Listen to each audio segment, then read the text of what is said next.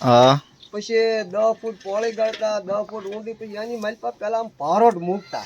દેશી બરો ભારોટ કહેતા એની માથે આમ ઘોડી હકવે બે પૈકી પછી હકવતા કરતા પછી વસો વૈસ ઘોડી જાય ને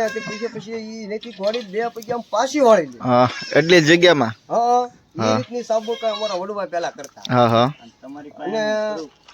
પછી તો એ રીતનું કરતા આપણે પછી તો એમાં કરતા કરતા તો અમે નાના મોટા થયા પછી અમારી પેઢીઓ ઘણી વહી ગઈ આમાંથી પછીમાં છે તો ઓલું થઈ જાય ડીમ થઈ ગઈ પછી તો આપને લોહીમાં હોય ને થોડું હા એમ તમે કેટલા કામ પોતે ટ્રેનર છો તમે સદામભાઈ મેં તો કેટલી ઘોડી આપણે ફેરવી નાખી હા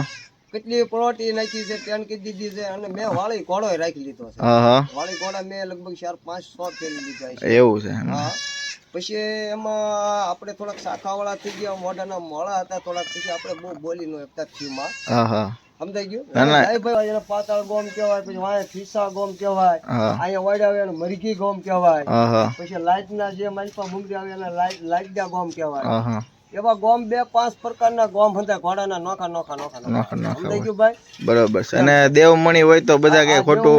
ગમરી હોય તો સત્રી ખોટને દેવમણી ગમરી હોય તો દબી દે આ રીતનું ઘોડા વિશે આવું હતું હોય અચ્છા એવું છે ભાઈ કાંઈ વાંધો નહીં પછી તો વાંધો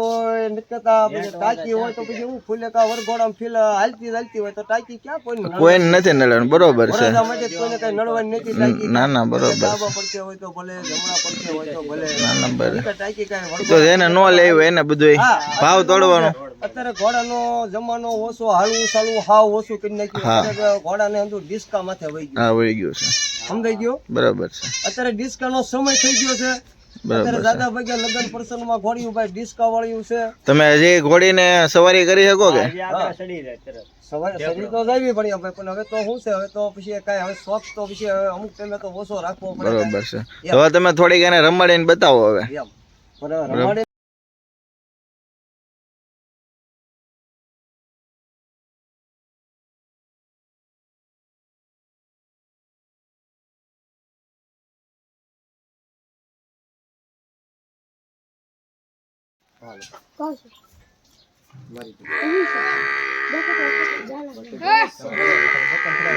Hey!